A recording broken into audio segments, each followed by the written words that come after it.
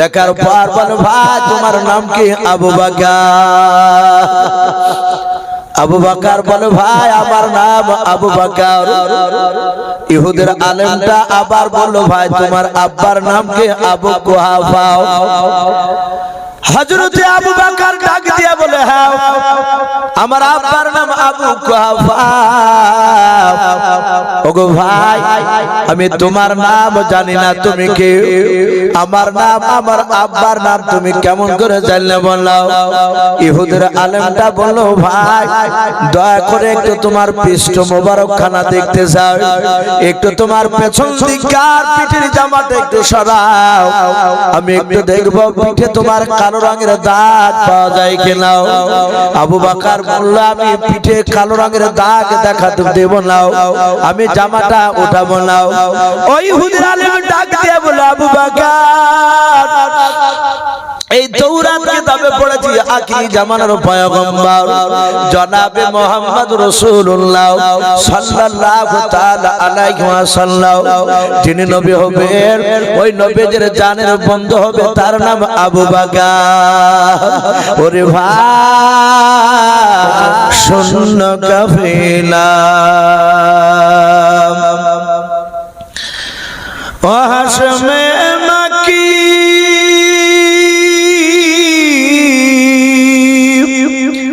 ও হাশমে মাকি মদানী শাহে Medina oh নূর নবী নূর নবী নূর Medina oh নূর নবী নূর নবী নূর মদিনা কে আসুনা বলে এই পৃথিবী হলো উজালা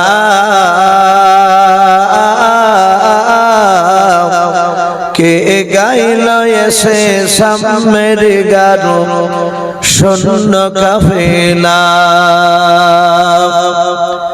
হযরতে ওমর করতে কতল নবীর দারে যায়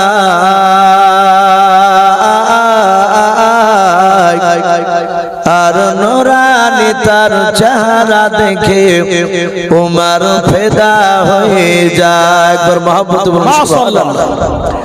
হযরতে ওমর করতে কতল নবীর দারে যায়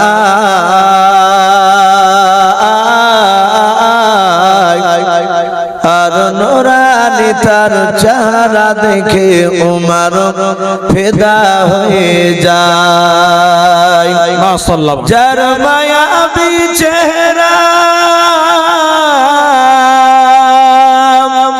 যার মায়াবী চেহারা দেখে ওমর হয়ে যায় নবীর দিবানা ও নূর নবী নূর নবী নূর মদিনা ও নূর নবী নূর নবী নূর মদিনা কে আসুনা বলে এই পৃথিবী হলো উজালা কে গাইল এসে সামের গারো শূন্য কাফেলা। সাল্লাল্লাহু আলাইহি ভাই আমরা আরেকবার মহব্বতে দুরুদে বাপি ইব্রাহিম পড়ে নিই। অনেক মানুষ আমাদের বিরুদ্ধে অপবাদ দেয় আমরা নাকি দুরুদ পড়ি না। উলামায়ে দেওবান তবলিগি জামাতের লোকেরা এরা নাকি নবীর উপর দুরুদ পড়ে না। বিশ্ব নবী মসজিদে নববীতে সাহাবাদের সামনে আলোচনা করছিলেন। আজ যেমন আপনারা আমার সামনে বসে আছেন, দেখি ইউসুফ ভাই কি আলোচনা করে শুনবো। সাহাবারা নবীর মান মর্যাদার ব্যাপারে জানতে যে এমন একজন নবীকে আমরা পেয়েছি যে নবীর চেহারার দিকে মহব্বতে যদি তাকানো যায় যারা তাকাবে তাদের পূর্বেকার জীবনের গুনাহ আল্লাহ maaf করবেন, বলুন সুবহানাল্লাহ। সুবহানাল্লাহ। সাহাবায়ে কেরামরা নবীর চেহারার দিকে চেয়েছিলেন। নবীজি এইভাবে দুটো আঙ্গুলকে জোড়া করলেন, সাহাবারা সবাই তাকে দেখছে। নবী বাম হাতে একটা কাঠের টুকরা নিলেন। রাসূল বললেন, ওগো সাহাবায়ে কেরাম, আমার এই ডান হাতের দুটো আঙ্গুল জোড়া হয়ে আছে না ফাঁকা হয়ে আছে? সাহাবারা তারা তাকিয়ে বললেন, ইয়া রাসূলুল্লাহ, আমরা আপনার ডান হাতের দুই আঙ্গুলকে দেখতে পাচ্ছি, আঙ্গুল দুটো গায়ে গা লেগে আছে, আপনারা দেখতে পাচ্ছেন আমার? তো বিশ্ব নবী বললেন, এই কাঠের টুকরাটা কি দুই আঙ্গুলের মাঝখানে রাখা হবে? ফাঁকা আছে কাঠের টুকরা রাখার মতো? বলে, হুজুর না। নবীজি বললেন, কিয়ামতের ময়দানে একটা দল আমার সঙ্গে এইভাবে গায়ে গা লেগে থাকবে, মানে কাছাকাছি থাকানোর একটা গুরুত্ব বোঝাতে গিয়ে বলেছে। সাহাবারা বললেন, ইয়া রাসূলুল্লাহ, তারা কারা? নবীজি বললেন, যারা আমার উপর বেশি বেশি করে দুরূদ পড়বে, বলুন সুবহানাল্লাহ।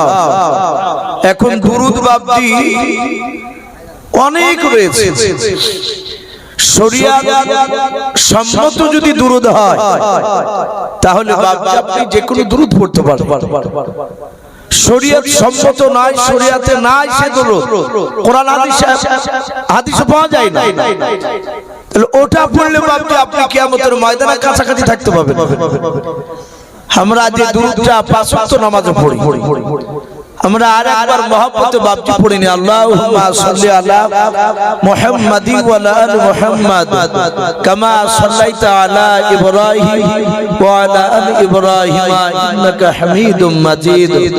আল্লাহুম্মা বারিক আলা মুহাম্মাদি ওয়া আলা আলি মুহাম্মাদ কামা বারাকতা আলা ইব্রাহিম ওয়া আলা আলি ইব্রাহিম ইন্নাকা হামিদুম মাজিদ। সাল্লাল্লাহু তাআলা আলাইহি ওয়াসাল্লাম। এই মাওলানা উপরে আসো, জায়গা আছে, আসো আসো আসো ভাই, একসঙ্গে পড়েছি।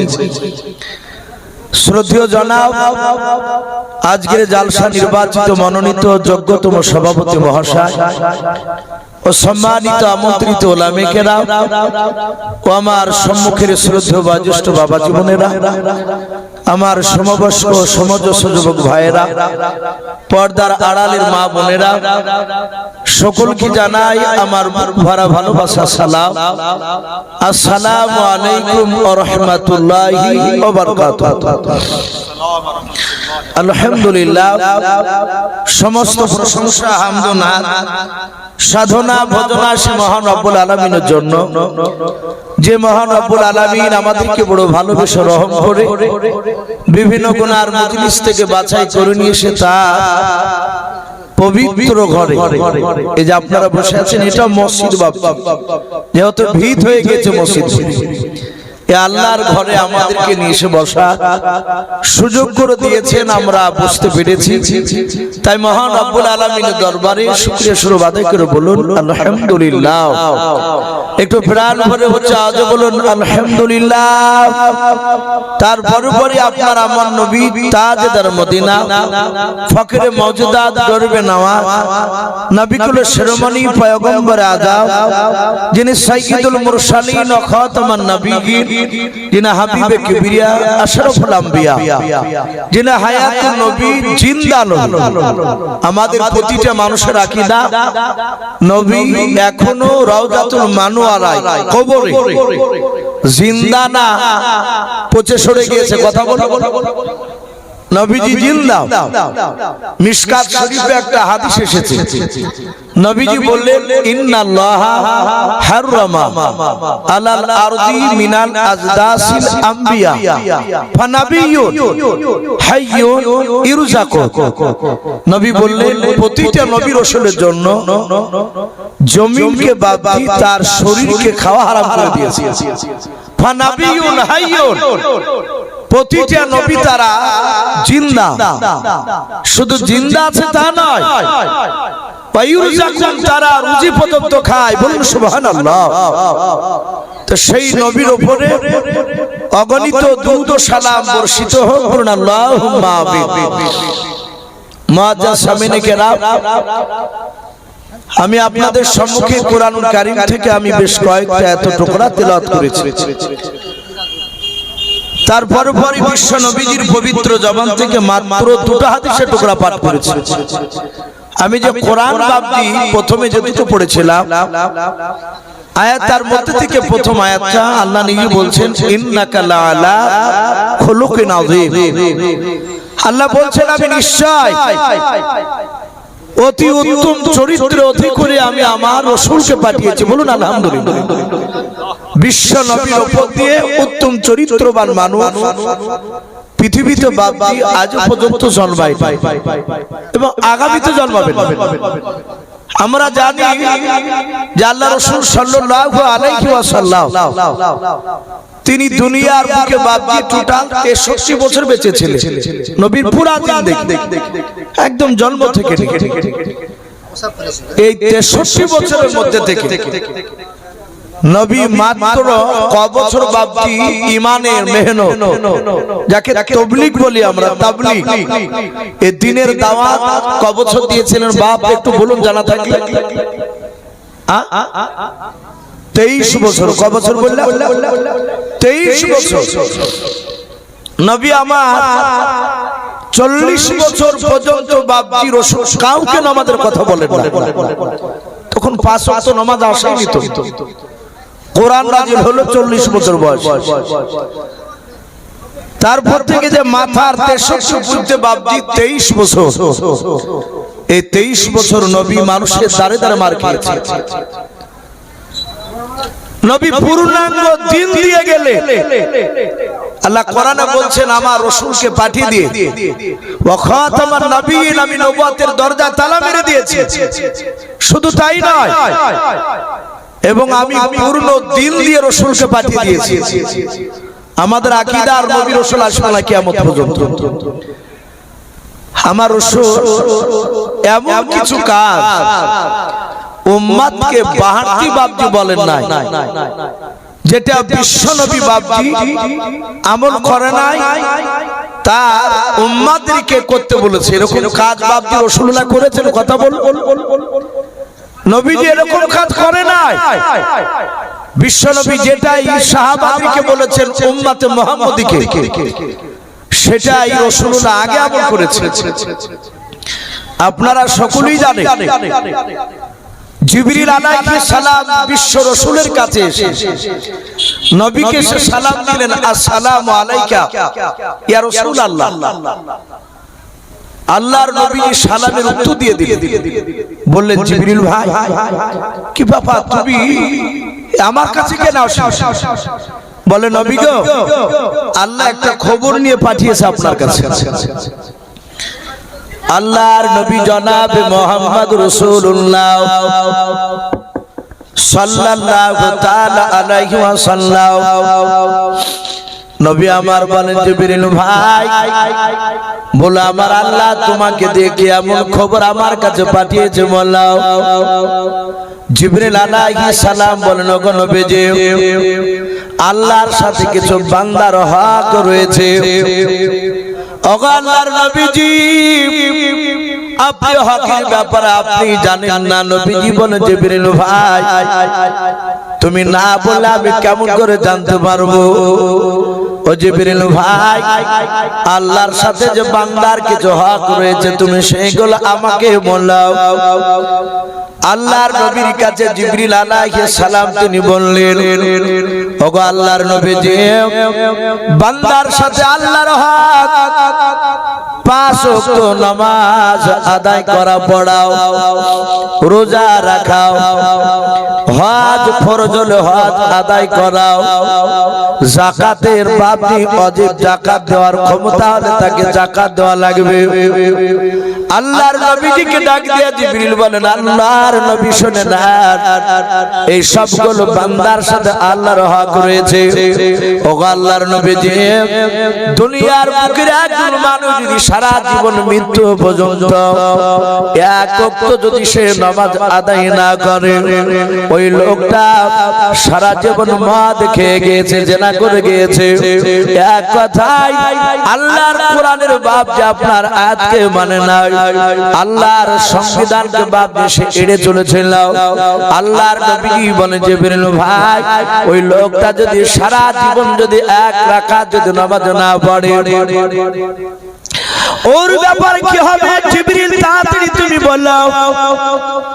জিবরিল নবীজিকে বলেন, আল্লাহর নবী, ওই ব্যক্তি মারা যাওয়ার পর কিয়ামতের ময়দানে যেদিন কোটি কোটি মানুষের সমাগম হবে, ওই দিন আল্লাহ ফেরেশতাকে ডেকে বলবে, ওরে আমার ফেরেশতারা, দেখো এই বান্দার জীবনে কোনো নেকি আছে কি না, তার আমলনামাটা খুলে দেখো।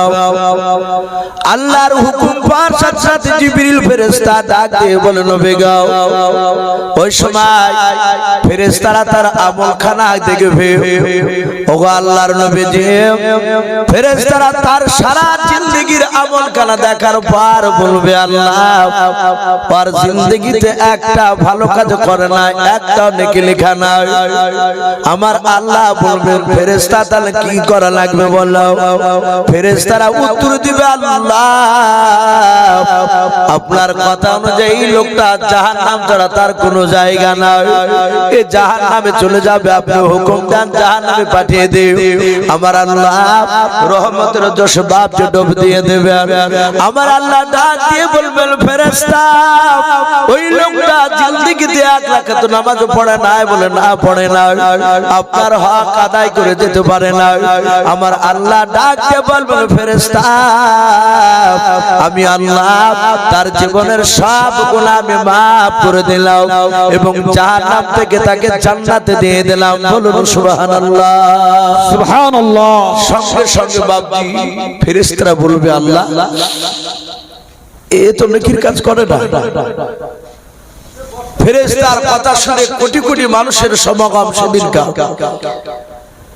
সারা কিয়ামতবাসী যদি আল্লাহর বিরুদ্ধে স্লোগান দেয়, ওগো আল্লাহ এই লোকটা জীবনে তোমার কথা শুনে না, এক রাকাত নামাজ পড়ে না, তুমি এই লোকটাকে জাহান্নাম থেকে জান্নাতে দিলে, একে জাহান্নামে দিয়ে দাও, জান্নাত থেকে তুলে ফেলে দাও। আচ্ছা বলেন, সেদিন আমরা আল্লাহর বিরুদ্ধে প্রতিবাদ করে কিছু করতে পারবো?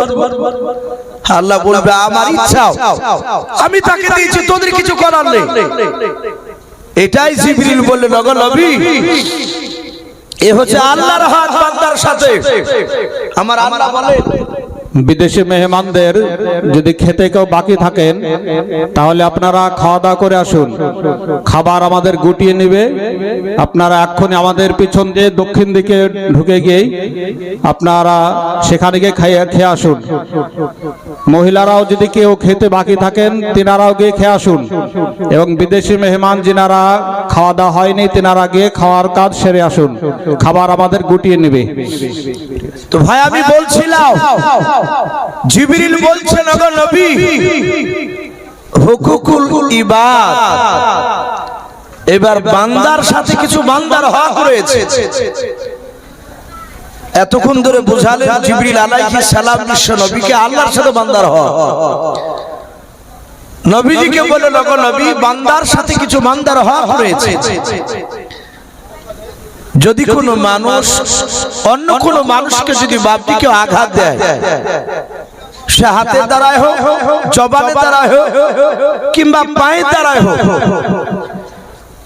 নবী বললেন, ওগো জিবরিল এই ব্যাপারে বললো, বলে নবী গো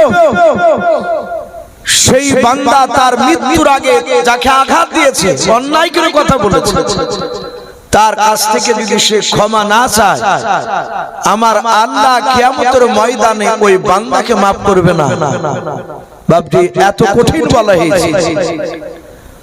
নবীজি এই কথাটা সাহাবাদের সামনে বাপজি বলেছিলেন। হাদিসে পাওয়া যায়, আল্লাহ রাসূল সাল্লাল্লাহু তাআলা আলাইহি ওয়াসাল্লাম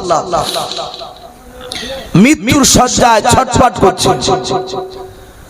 আমি জানি না আপনাদের বাপজি জানা আছে কিনা, আল্লাহ রাসূল মৃত্যুর সময় নবীজির মাথার যন্ত্রণা একটু বেশি হয়েছিল, বেড়ে গিয়েছিল।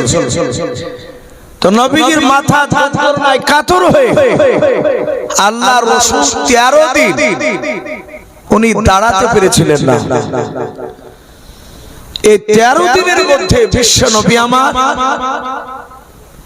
17 ওয়াক্তের ফরজ নামাজে তিনি ইমাম হয়ে তিনি নামাজ পড়াতে পারেননি। কথা বুঝতে পারছেন আমার?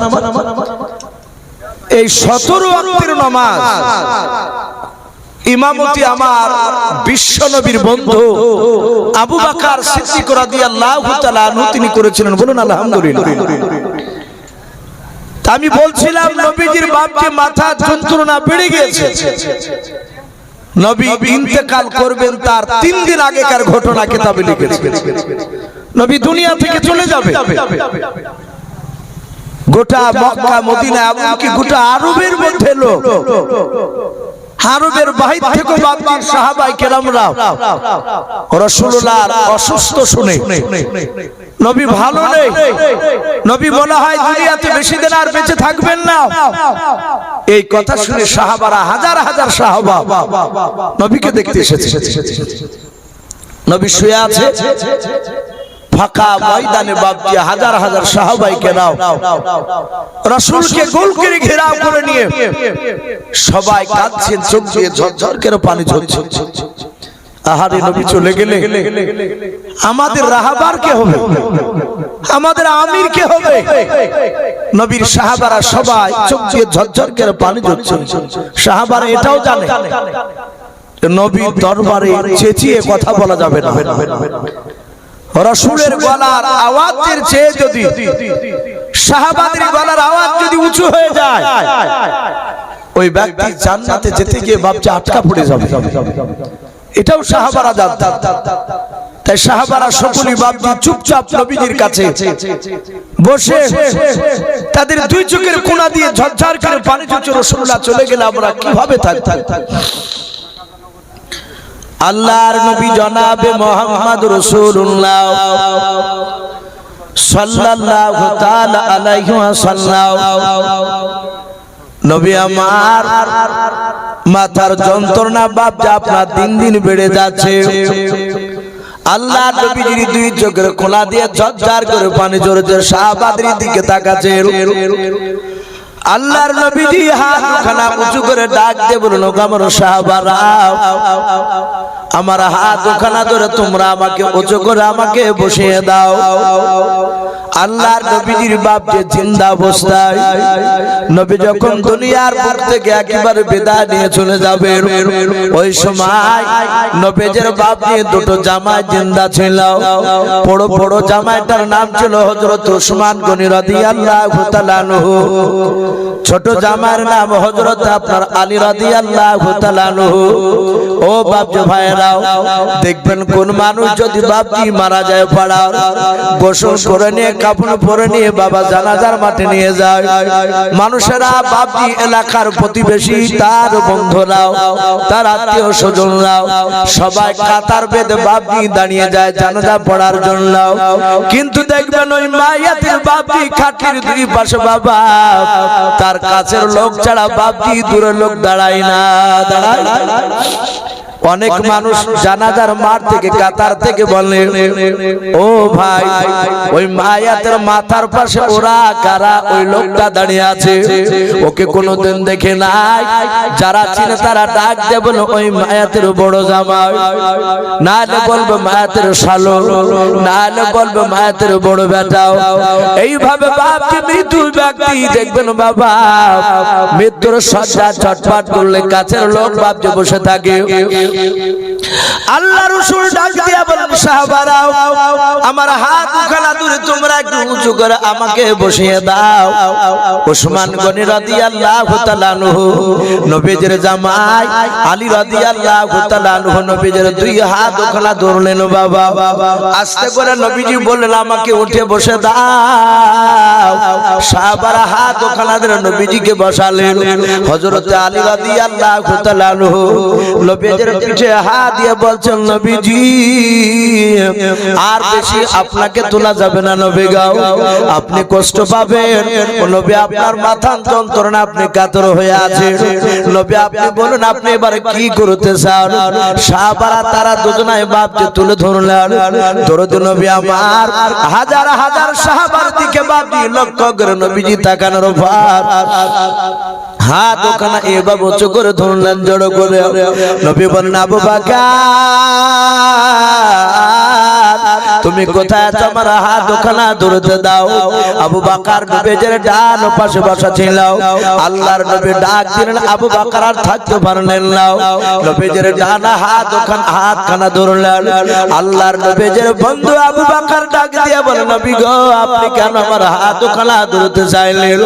দরুদ নবী ডাক দিয়ে বলেন আবু বকর শুনুন, আমি বহুদিন আগে বলেছিলাম আল্লাহর হক আদায় করে না যেতে পারলে আমার আল্লাহ মাফ করে দিতে পারে আল্লাহর বান্দাকে।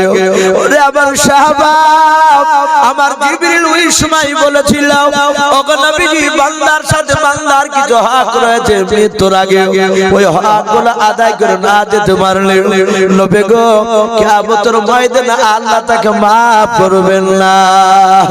আল্লাহর নবী বলেন ওরে আমার আবু বকর শুনে না, আমি নবী রাসূল হলে তো আমি তো আল্লাহর বান্দা। ওরে আমার আবু বকর আমার সঙ্গে অনেক জায়গায় তুমি গিয়েছো, অনেক জায়গায় তোমাকে আমি নিয়ে গিয়েছি রে আবু বকর। আমি জবান দিয়ে কথা বলেছি, হাত দিয়ে তোমাকে কথা বলেছি। ওরে আবু বকর আমার হাতের দ্বারায় জবানের দ্বারায় পায়ের দ্বারায় যদি তুমি আঘাত পেয়ে থাকো আবু বকর, এই আবু বকর আমি আর বেশি দিন দুনিয়ার বুকে বেঁচে থাকবো না। ওরে আবু বকর আমার হাতে দ্বারায় পায়ে দ্বারায় জবানের দ্বারায় যদি আঘাত পেয়ে থাকো, ওরে আবু বকর হয় তুমি হাজার হাজার লোকের সামনে আমাকে ক্ষমা করে দাও, নতুবা তার প্রতিশোধ বদলা নিয়ে নাও। বলুন সুবহানাল্লাহ। ভাবতে পারে সারা পৃথিবীর শ্রেষ্ঠ নবী আমার আবু বকরের কাছে বাপজি রাসূলুল্লাহ হাত ধরে ক্ষমা চাইছে। ও বাপজি আপনাদের এটা কি বিশ্বাস যে নবীর গুনাহ আছে? কথা বলো। নবীদের গুনাহ নাই। মায়েশা সিদ্দিকা রাদিয়াল্লাহু তাআলা আনহা বলে আমি নবীর মুখ থেকে শুনেছি নবীর ডান দিকের বাম দিকের সামনের পেছন দিকের চারিদিকের গুনাহ মাফ। আর সেই নবী বাপজি আবু বকরের কাছে ক্ষমা চাইছে। হযরত আবু বকর নবীজির হাত দুখানা জোরে জোরে কাঁদছেন আর বলছেন ওগো নবী আপনি অন্যায় করেন। ওগো রাসূল আমি আপনার কাছে অন্যায় করেছিলাম। নবী সেই দিন আমি আপনাকে প্রথমে চিনতে পেরেছিলাম না। আল্লাহ রাসূল বললেন আবু বকর তুমি কবে বেয়াদবি করেছিলে? বলছেন নবী গো আমি আপনাকে সত্য নবী বলে আমি অতটা জানতাম না। আমি আপনার উপর ঈমান আনার আগে আমি কাপড়ের ব্যবসা করতাম। হাদিসে পাওয়া যায় আবু বকর কাপড়ের ব্যবসা করতেন। উনি সামদেশে ব্যবসায় গিয়েছে। আবু বকর সিদ্দিক রাদিয়াল্লাহু তাআলা আনহু কাপড় বিক্রি হয়ে গেছে, মাল নেই। তো উনি ওই বাজারটা ঘুরছিলেন আবু বকর। নবীকে তখনও বাপজি রাসূল বলে মানি নিতে পারেন। ওই হাটে বাপজি বড় বাজার ঘুরে বেড়াচ্ছে। কিতাবে লিখেছে ওই বাজারে এক ইহুদির আলেম পণ্ডিত যারা খ্রিস্টান গির্জায় ইমামতি করে তাদেরকে পাদ্রী বলা হয়। আমি গত মোটামুটি আপনার দিন 10 মনে হয় হতে পারে, খুব বেশি দিন হয়নি। আমি চাপড়া এলাকায় একটা জালসায় ছিলাম। তো ওখানে বাপজি প্যান্ডেল করেছে গির্জার মাঠে। এভাবে বক্তব্য দিচ্ছে এখানে, আর সামনে বিরাট গির্জা। ওখানে মুসলমানও আছে খ্রিস্টানও আছে। তো খ্রিস্টান গির্জায় যারা ইমামতি করে তাদেরকে পাদ্রী বলা হয়, ইহুদি তারা আলেম। তো কিতাবে লিখেছে ওই ইহুদির বড় আলেম তার নাম বুহাইরা রহিম। কিতাবে নাম এসেছে এই বুহাইরা রহিম বুকে করে বাপজি তাওরাত কিতাবকে নিয়ে বেড়াচ্ছিল। আসমানি কিতাব তাওরাত। আমরা জানি বড় বড় আসমানি কিতাব হচ্ছে চারখানা, কোরআন শরীফ, তাওরাত, জাবুর যাকে জুবুর বলি, আর ইনজিল। বাদ বাকি আরো যে কিতাবগুলো এসেছিল ছোট ছোট কিতাব, ওগুলোকে বাবজি সহিফা বলা হয়। তে তাওরাত কিতাব ওই ইহুদির পণ্ডিত বুকে করে নিয়ে বাবজি চলে বেড়াচ্ছিল, ওই হাটে ঘুরে বেড়াচ্ছিল। হঠাৎ করে আবু বকরকে বাবজি দেখেছে যেতে। দেখার পর ইহুদের আলেমটা সামনে গিয়ে বলল, এই ভাই একটু দাঁড়াও। আবু বকর দাঁড়িয়ে গেলেন, বলে কি হলো ভাই, তুমি আমাকে কেন দাঁড়াতে বললে? ইহুদের আলেমটা তাওরাত কিতাবটা বাবজি খোলার পর আবু বকর পা থেকে মাথা পর্যন্ত দেখিলাম। দেখার পর বলে, ভাই তোমার নাম কি? আবু বকর।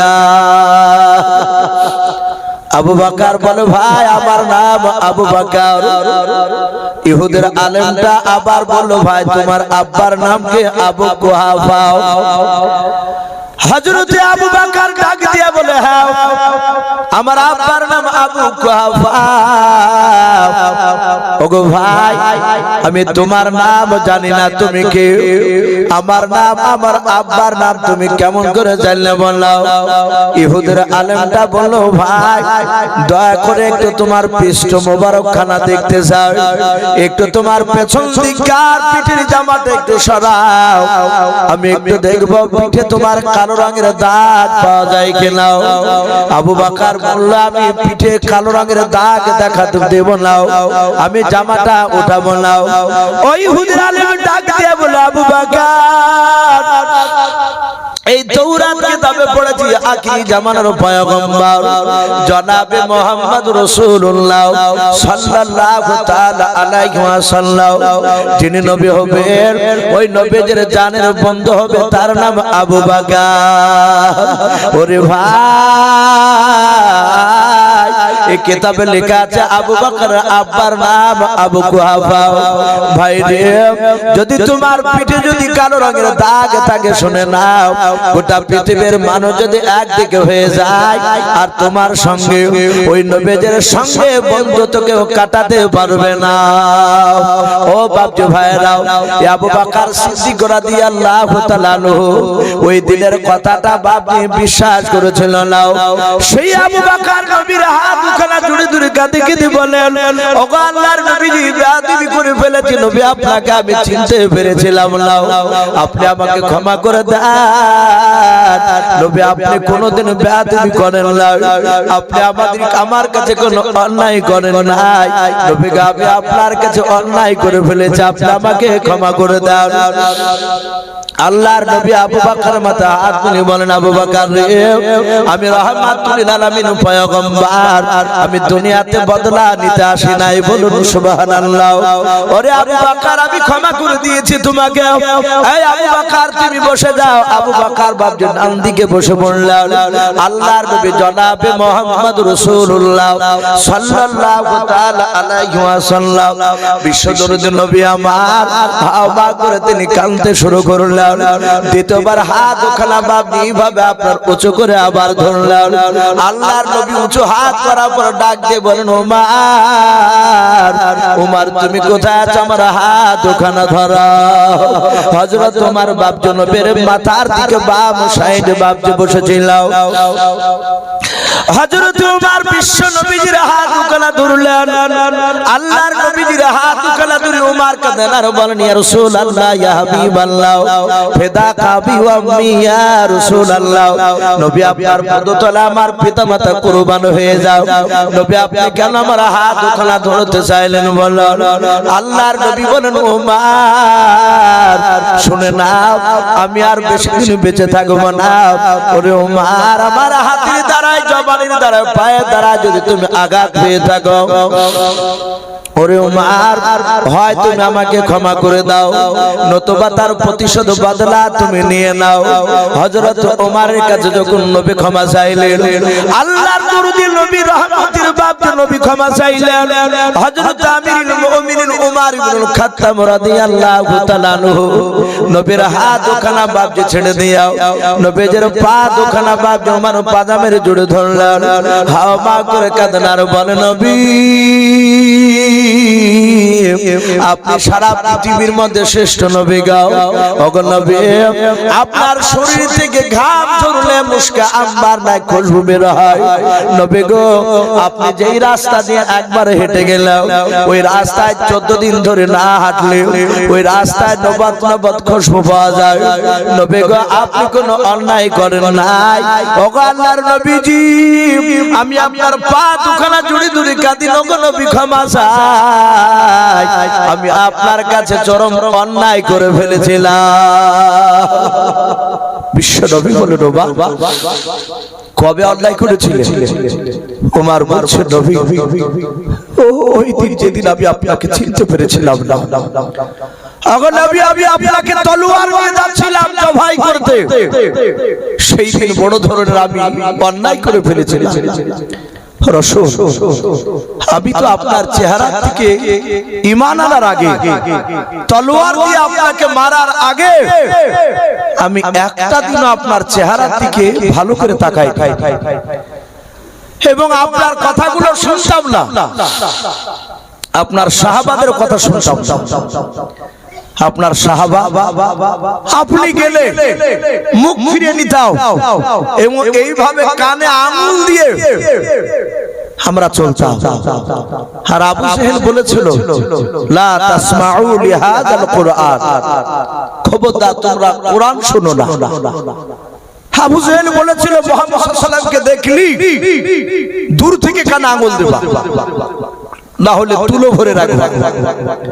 বাপজি পৃথিবীতে এখন এক শ্রেণীর আলেম রয়েছে, আশা করি ইউটিউবে বাপজি ফেসবুকে দেখছে, এক আলেম আরেক আলেমকে কাফের ফতোয়া দিচ্ছে। বলে তাবলীগ জামাত মসজিদে ঢুকতে দিও না, যদি ঢুকে যায় ওদেরকে ঘাড়ে ধাক্কা দিয়ে বের করে দিও এবং মসজিদকে সাবান দিয়ে ধৌত করো। ওদের সাথে মুসাফা করা যাবে না, ওরা জালসা করলে ওদের ওয়াজ শোনা যাবে না। কথা বলে কি বলে না? কথা বলে। আমি নাম করছি না, আশা করি বুঝতে পারছি। এটা ছিল আবু জেহেলের বাপটি কথা। আবু জেহেল জানতো যে আল্লাহ রাসূলের কথা 5 মিনিট যদি কেউ শুনে ওই লোকটা নবীওয়ালা হয়ে যাবে। বলুন সুবহানাল্লাহ। আমার দলে থাকবে না। দুনিয়া তো যারা এক শ্রেণীর ওই আলেম ওই লোক যারা হকানি জালসা তাবলীগী কথা থেকে দূরে সরে দেয়, ওরাও জানে যে এদের কথা শুনলে আমাদের ভন্ডামোটা ধরা পড়ে যাবে। বাপজি আমার সোনা লালেরা, এরা জানতো আবু জেহেল যে না, এই উমরকে মুহাম্মদ সাল্লাল্লাহু আলাইহি ওয়াসাল্লামের কথা শুনতে দেওয়া যাবে না, আমার দলের লোক ওদের কাছে বসতে দেওয়াই যাবে না। আমার বিশ্ব নবীকে বলছে, নবী আমি সেদিন আমি চরম অন্যায় করেছিলাম, নবী আপনি ক্ষমা করে দেন। হযরত ওমর কাঁদছিলেন, হাজার হাজার সাহাবা ছিলেন। কিতাবে লিখেছে উরাইকা রাদিয়াল্লাহু তাআলা আনহু বলে নাও, আরো কয়েকজন সাহাবা নবীজিকে বলেন, ইয়া রাসূলুল্লাহ ইয়া হাবিবাল্লাহ আমার বাড়ি শাম দেশে। আরেক সাহাবা বলেন আমার বাড়ি সিরিয়ায়।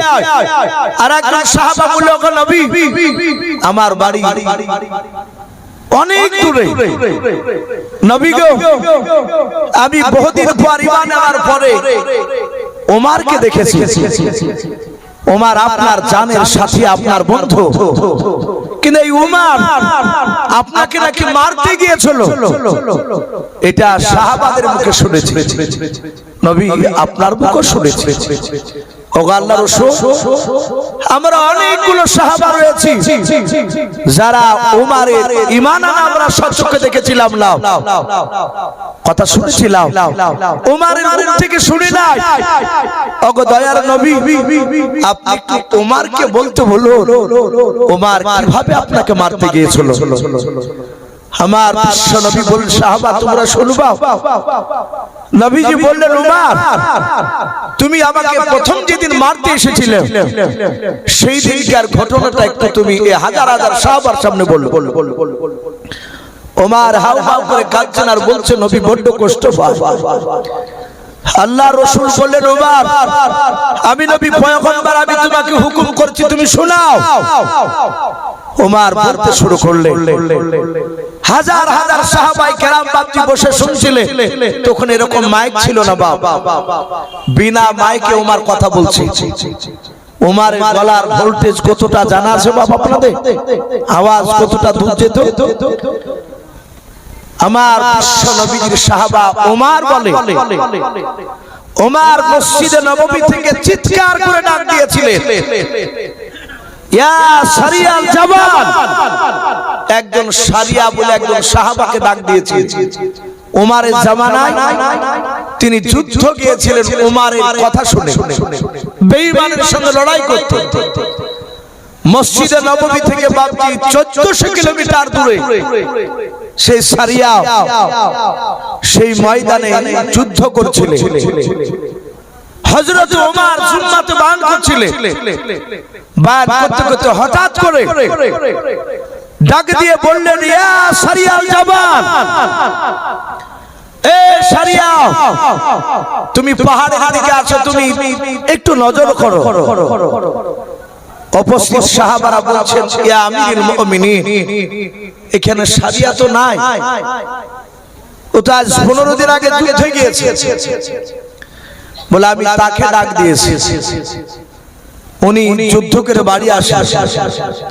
ওমরের কথাটা জিজ্ঞাসা করলেন তোমাকে গত সপ্তাহে জুম্মার দিনে ওমরকে ডাক দিয়েছিল?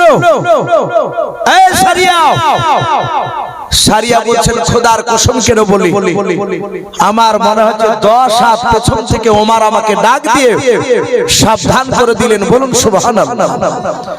ওমর ছিল বাপজি আধ্যাত্মিক জগতের সম্রাট।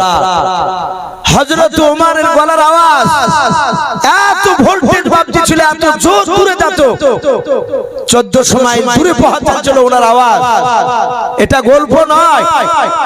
আমার বিশ্ব নবীজি সাহাবা ওমর ডাক দিয়ে বলছেন নবী সেই দিন আমি আপনাকে চিনতাম না, আমি আপনাকে দেখলে আপনার সাহাবাকে দেখলে আঙ্গুল দিয়ে হাঁটতাম। সঙ্গে সঙ্গে আবু জেহেল মিটিং ডেকেছিল, 12,000 লোক আমরা সেখানে জমা হয়েছিল। 12,000 লোকের মধ্যে থেকে প্রধান বক্তা ছিল বেঈমান আবু জেহেল।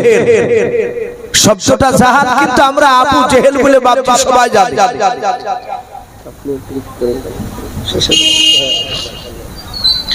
ডাক দিয়ে বলল ওগো আল্লাহর রাসূল, ওই জায়গায় বেঈমান আবু জেহেল বলল এই কেউ কি আছো আমার দলের কোন লোক মুহাম্মদ সাল্লাল্লাহু আলাইহি ওয়াসাল্লামের মাথা কাটবা? ওগো আল্লাহর রাসূল আমি সবারই পেছনে ছিলাম, আমি নওজোয়ান উমর সবারই পেছনে বসা, কেউ হাত উঠায় না, সবাই তাকাতাকি করে। আবু জেহেল বলল কেউ নাই, ওই আব্দুল্লাহর ছেলে মুহাম্মদ সাল্লাল্লাহু আলাইহি ওয়াসাল্লামের মাথা কাটতে পারবা? কেউ যখন উঠলো না, ওগো নবী আমি আপনার এই হতভাগা সাহাবা, আমি পেছন দিক থেকে চিৎকার করে বললাম এই আবু জেহেল আমি আব্দুল্লাহর মাথা কেটে আমি তোমার পায়ের তলে নিয়ে এসে রেখে দেব। কি দেবা? ওমর বলল আমি জবাই করব বললাম, মাথা কেটে নিয়ে এসে দিব বললাম। 12,000 লোক সবাই হাত তালি মেরে আমাকে বাহবা দিল। তারা বলল ওমর ছাড়া কেউ পারবে না। না পারার একটা কারণ ছিল, ওমরের দুই হাতে আল্লাহ দুনিয়ার 50টা যুবকের শক্তি যতটা হয় অতটা শক্তি একা আমার আল্লাহ ওমরের দুই হাতে দিয়েছিলেন। বলুন সুবহানাল্লাহ। ওমরের সামনে কেউ দাঁড়াতে পারতো না, এটাও কিতাবে এসেছে। রাসূলের সাহাবারা ওমরের ভয়ে প্রকাশ্যে কলমার দাওয়াত দিতে পারতো না, চুপি চুপি দাওয়াত দিত। ওমর ডাক দিয়ে বলল, গো নবী, ওই সময় আবু জেহেল বলল, তোমাকে মোটা অঙ্কের উপহার দেওয়া হবে, পুরস্কার দেওয়া হবে। আমি রাজি হয়ে গেলাম, কিন্তু আবু জেহেলকে আমার বিশ্বাস নাই। ওমর বলছে, আমি ওকে পাহাড়ে হাত দিয়ে কসম কেটে নিলাম, তাই কাটলো। ওগো আল্লাহর রাসূল, আমি অলুনা তলোয়ার খানা নিয়ে আমি ছুটছিলাম আপনার মাথা কাটার জন্য, আপনি যেখানে ছিলেন। নবী, আমি যখন আবু জেহেলের এরিয়া পার হয়ে ফাঁকা মরুভূমির ময়দান দিয়ে যখন দৌড়াচ্ছিলাম, হঠাৎ দেখলাম আমার একটা বন্ধু, তার নাম নাই রাদিয়াল্লাহু তাআলা আনহু বলে নাম, এটা ওমরের বন্ধু ছিল।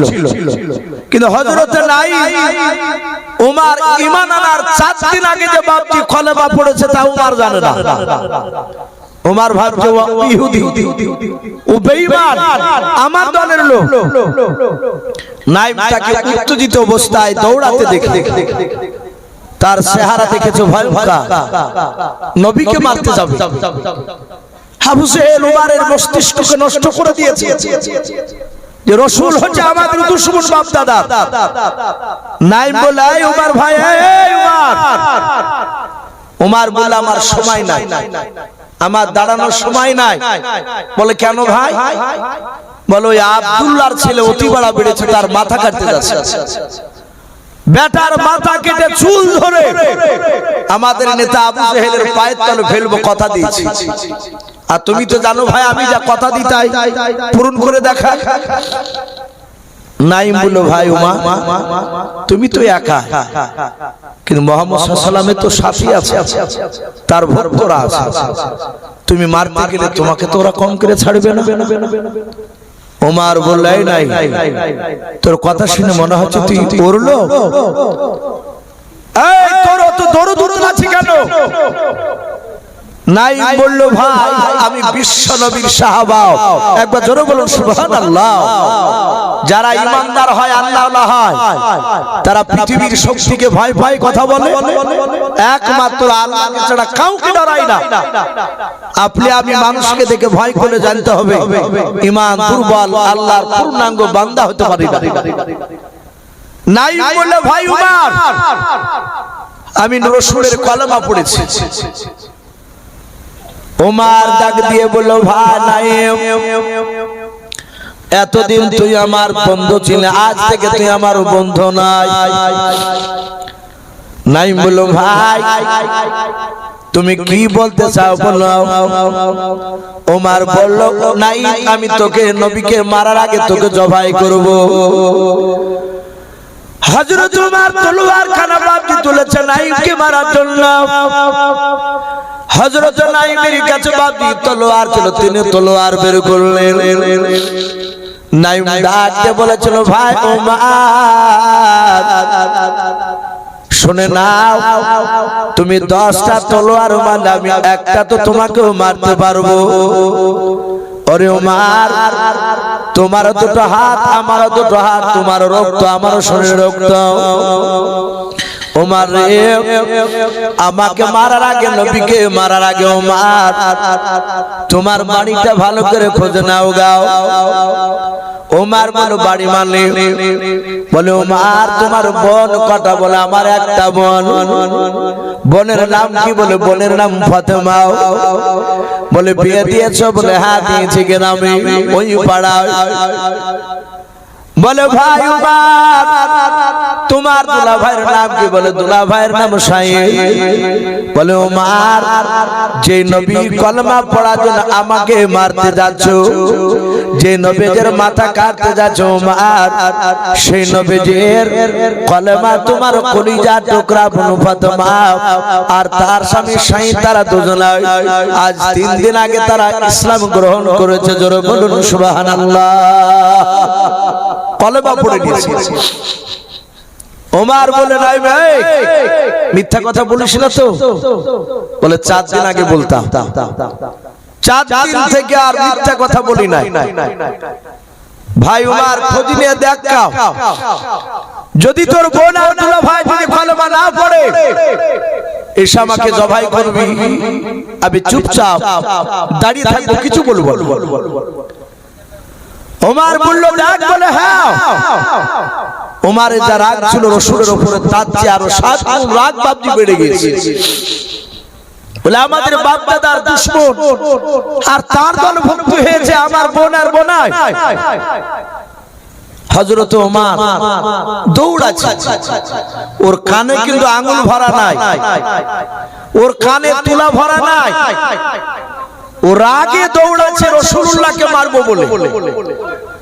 রাস্তায় রাসূলের বাপজি কলেমা পড়েছে আর বোন আরো রেগে গিয়ে বাপজি দৌড়াচ্ছে। হযরতে সাইদ আর ফাতেমা এরা দুজনাই ঈমান আনার পরে নবী একজন খাব্বাব নামক একজন সাহাবাকে বললেন, সাহাবা এদের দুজনার বাড়িতে গিয়ে গোপনে কোরআন শিক্ষা দিয়ে এসো। বলুন আলহামদুলিল্লাহ। কোরআন শিখাও গাও। খাব্বাব কোরআনটা বুকে করে জোরে ধরে ওই সাইদের নয় ফাতেমার, হ্যাঁ সাইদ ফাতেমার ওদের বাড়িতে এসে গোপনে কোরআন শিক্ষা দিচ্ছে। ওমর দরজার গুড়িতে এসে বাবা কানটা লাগিয়েছে, দেখে আমার বোন ফাতেমা কি করে বাড়ির ভিতরে। প্রথমে আওয়াজ দেয় নাই, ভেতর থেকে বাপের শব্দ বেরিয়ে আসলো, ইন্নী আলাল্লাহ। কোন কোন মুফাসসিরিন কেরাম বলেন হযরত আমিরুল মুমিনিন উমর ইবনে খাত্তাব রাদিয়াল্লাহু তাআলা আনহু বাবা ওই সময় ঈমান আনার আগে রে বাবা হযরত আপনার ওমরের কানে 3টা আয়াত এসেছিল কোরআনের আওয়াজ। লাস্টে কার শব্দ ছিল ইন্নী আলাল্লাহ, আমি নিশ্চয় আমি আল্লাহ। এই আওয়াজ যাহাতে উমরের কানে পৌঁছে গেল, ওমর রাগ সামলাতে না পেরে ডাক দিয়ে বলল, ফাতেমা দরজা খোল। ওরে ফাতেমা দরজা খোল বলে বাপে 2বার 3বার ডাক দিয়ে দিয়েছে ওমর। হযরত ফাতেমা বুঝতে পেরেছে আমার ভাই ওমর এসেছে, মনে হয় আমরা কলেমা পড়েছি এটা জানতে পেরে গিয়েছে, আমাদেরকে আর বেঁচে রাখবে না। কারণ ফাতেমা ওমরের শক্তির ব্যাপারে মেজাজের ব্যাপারে জানা ছিল। হযরত ফাতেমা খাব্বাব রাদিয়াল্লাহু তাআলা আনহুকে ডাক দিয়ে বলেন, গো খাব্বাব ভাই কোরআনটা নিয়ে তুমি ঘরের আড়ালে তুমি লুকিয়ে যাও। খাব্বাব বলে কেন? ফাতেমা বলে লুকিয়ে যাও বলে কেন? তুমি জানো না? বলে না। বলে আমার ভাই পৃথিবীর কাউকে দেখে ভয় পাই না, আমরা নবীর কলেমা পড়েছে জানতে পেরে আমাদেরকে মারার জন্য এসেছে। ওরে ভাই খাব্বাব তাড়াতাড়ি তুমি কোরআনটা নিয়ে আড়ালে চলে যাও, কারণ বেঈমান ওমর ভাই কোরআনের হয়তো সে আপনার অপমান করে ফেলবে, কোরআনকে মহব্বত করতে জানে না, টাল দিয়ে হয়তো ফেলে দেবে, আমরা কষ্ট পাবো। খাব্বাব কোরআনটা নিয়ে বাপজা আড়ালে চলে গেলাম। আল্লাহর নবীর বাপের সাহাবিয়াও ফাতেমা আর সাইদ তারা আগিনা উঠোনে বাপজা দাঁড়িয়ে আছে। ওমর 3বার চিৎকার করে ডেকে যখন দরজা খুলতে দেরি হয়ে গেল, ওমর ডান পা দিয়ে বাপি দরজা লাত মেরে দিল, দরজা ভেঙে গেল। ওমর তলোয়ার খানা বাপকে ডান হাতে ধরে আছে। ওমর বাড়িতে প্রবেশ করানোর পর নিজের তোলা ভাই সাইদের বাবা বাম হাত দিয়ে সাইদের দাড়ি কানাকে বাপকে ধরে ফেলল। দাড়ি কানা ধরে টান দেওয়ার বলে, ওরে সাইদ ভাই শুনলাম তুমি নাকি কলমা পড়ে নিয়েছো। সাইদ বলল, ভাই ওমর শুধু আমি একাই নাই, তোমার বোন কলমা পড়েছে। ওমর রেগে গেল, বাপ হাতে দাড়ি কানা ধরে বাপ ঝটকা টান মেরে উমারের ভাই দুলা ভাইকে ফেলে দিল উমারের দুলা ভাই শহীদ বাপ যে চিৎ করে বাপ যে পড়ে গেল উমারের শক্তি ঝোল সামলাতে পারে না মাটিতে যাহাতে পড়ে গেছে উমার তার দুলা ভাইয়ের বুকের উপর বাপ যে দাঁড়িয়ে গেল উমার চিৎকার করে বলে আমি তলোয়ারের উল্টো পিঠ দিয়ে মারবো আয় শহীদ ভাই আমার পা দিয়ে তোর বুকের বাতা ভেঙে ফেলবো বল নবীজিকে ছাড়বে কেলাও ওমর নিজের দোলা ভাইয়ের বাপ যে বুকে লাত মারতে লাগলো পেটে লাত মারতে লাগলো মুখে লাত মারতে লাগলো লাত মেরে বাপ যে ক্ষান্ত হয় নাই তলোয়ারের উল্টো পিঠ দিয়ে আঘাত শুরু করে দিল রে বাবা বারবার মারে আর চিৎকার করে বলে বল নবীজিকে ছাড়বে কি না হযরত ওমর তো তোমারে শহীদের ঈমানের ভোল্টেজ কমে না বাড়ে জোরে বলে বেড়ে যায় আল্লাহর নবী বলেন ঈমানদারকে যত মারবে রে বাবা তত ঈমানদারের ভোল্টেজ বেড়ে যায় বলুন সুবহানাল্লাহ হযরত বেলাল রাদিয়াল্লাহু তাআলা আনহুর বাবা সারা রাত বাপে উমাইয়া মেরেছিল বেঈমান সকালবেলা আবু জেহেল উতবা সাহেবাদেরকে ডেকে নিয়ে এসেও ওদের হাতে তুলে দিল একে মারো মারে আর বলে ওরে বেলাল বল নবীজিকে ছাড়বি কেন বল বেলাল বলে না আমি নবীজিকে ছাড়বো না আহাদ আহাদ আহাদ বাপ যে করে আবু জেহেল বলে না না এভাবে করা যাবে না ওর মুখ থেকে আল্লাহর নাম ছাড়তে হলে ওটের পায়ের দড়ি বাঁধে দাও বেলালের পায়ে দড়ি বেঁধে দাও পাহাড়ি এলাকা দিয়ে তাকে টেনে হেঁচড়ে নিয়ে বাড়াও তাই বাড়ানো হলো হযরত বেলালকে পাহাড়ি এলাকা দিয়ে নিয়ে যায় উট উড়ায় হযরত বেলাল বাপ যে আপনার পাহাড়ের সাথে ধাক্কা লাগে পাথরে ঘষটন লেগে লেগে রে বাবা হযরত বেলালের চামড়া গোশত এমনকি হাড় পর্যন্ত ক্ষয় হয়ে গিয়েছিল এই শুধু উটের পায়ে বেঁধে রেখে বাপ তারা থামে নাই হাজার হাজার বেঈমানরা সবাই বাগি মক্কার চৌরাস্তার মোড়ে বাপ তারা দাঁড়িয়ে বেলালকে নিয়ে আসলো লোহার রডকে বাপ আপনার তাতালো পাথরকে তাতানোর ভার কত বিক্ষত জায়গায় বেলালের বাপ চেপে ধরলো বেলালকে যত কষ্ট দেয় হযরত বেলাল তত মুচকে মুচকে হাসার আল্লাহর নাম নাই বলুন সুবহানাল্লাহ আবু জেহেল বলল ভাই রে একে আর এভাবে মারা যাবে না বলে কেন বলো যত কষ্ট দিছি ততই তাকে ভালো লাগে তত আল্লাহর নাম মধুর শুনে নাই ও বাপজি ভাইরাও যারা ঈমানদার হয় তাদের যত কষ্ট দিবে তত ঈমানের ভোল্টেজ বেড়ে যাবে হযরত শহীদ ডাক দিয়া বলেছিল ভাই উমর মারতে মারতে যদি ধুলার চাঁদ মিশে দাও তবু আমার কলিজার ভেতর থেকে নবীকে বের করতে পারবে না আমি নবীজিকে ছাড়া থাকতে পারবো না হযরত আপনার ওই সুমাইয়া নাই হযরত ওমরের কলিজার টুকরা বোন ফাতেমা সাইড থেকে দাঁড়িয়ে দাঁড়িয়ে দেখছিল আর বলো ভাই আমার স্বামীকে তুমি মেরো না বারবার বাপ যে অনুনয় বিনয় করেছিল শুনল নাও লাস্ট পর্যন্ত ফাতেমা দৌড়ে গিয়ে নিজের স্বামীর বুকের উপর শুয়ে পড়ল ডাক দিয়ে বলেছিল ভাই তুমি আমার স্বামীকে মেরো না ও ভাই তুমি আমার স্বামীকে মেরো না চিৎকার করে ডাক দিয়ে বাপ যে কাঁদতে কাঁদতে বলতে লাগলো ওমরের দিলটা বাপ যে পাথর ন্যায় হয়েছিল তখন নূরের জ্যোতি বাপ যে জ্বলে ওঠে না ওমর বাপ এর আগে থাকতে না পেরে রে বাবা নিজের বোনকে বাপ মারতে পর্যন্ত ছাড়লো না চুলার মুঠি ধরে নিজের বোনকে তার বাপ যে পাশাটা মেরে ফেলে দিল হযরত ফাতেমা বাপ যে আপনার চিতে পড়ে গেল নিজের বোন বাপ যে ফাতেমা পড়ে আছে ডাক দিয়ে বলে ভাই তুমি আমাকে টান মেরে ফেলে দিলে রে ভাই, তোমার কি একটু কষ্ট হলো না? উমার সাপ দিয়ে ফাতেমার বাপ বুকের উপর দাঁড়িয়ে গেল, বলে বোন ফাতেমা, এতদিন তুই কলিজা টুকরা বোন ছিলি, আজ তুই আমার দুশমন, আমার বাপ দাদা দুশমন, তোকে জিন্দা বেঁচে রাখবো না, আমি মারতে মারতে তোকে শেষ করে দিব, তলোয়ার দিয়ে আমি উল্টো পেড়ে দিয়াও, আমি তোর শরীরে আঘাত করব।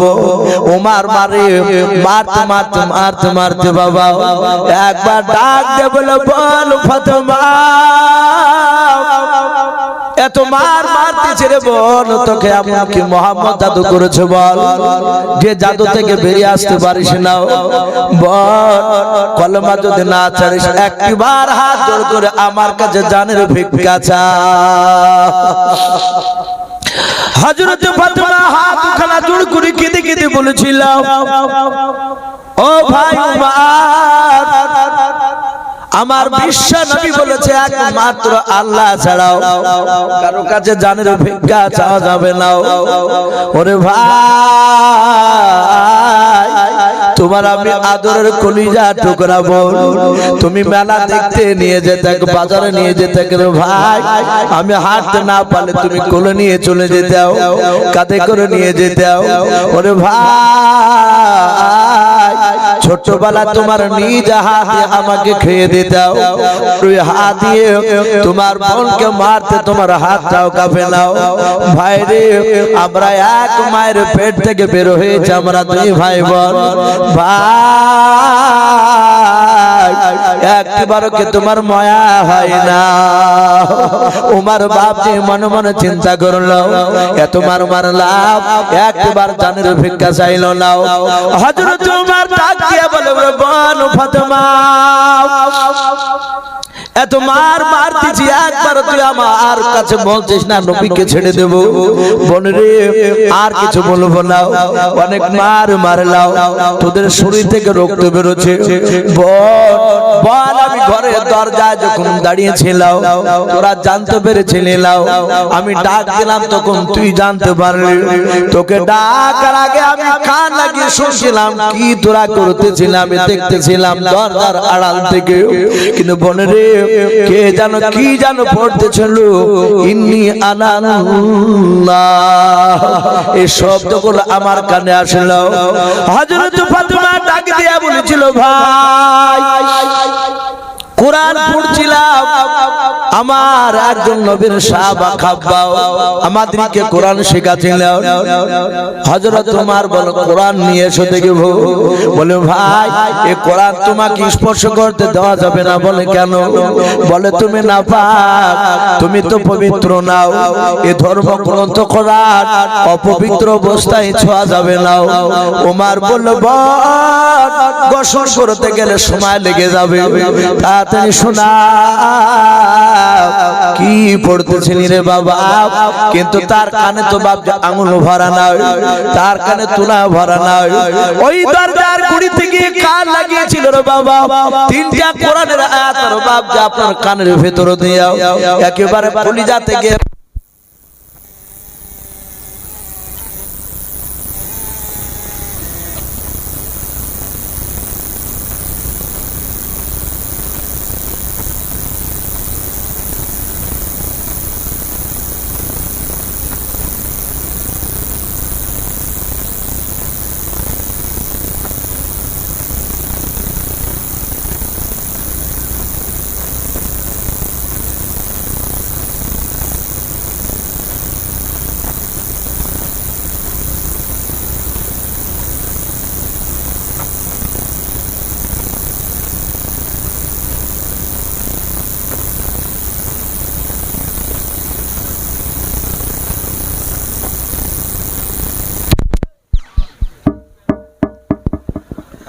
ভাই বসে যা, আর কিছুক্ষণ ইনশাআল্লাহ আলোচনা করে শেষ দোয়া নিয়ে আমরা বাড়ি যাব ইনশাআল্লাহ।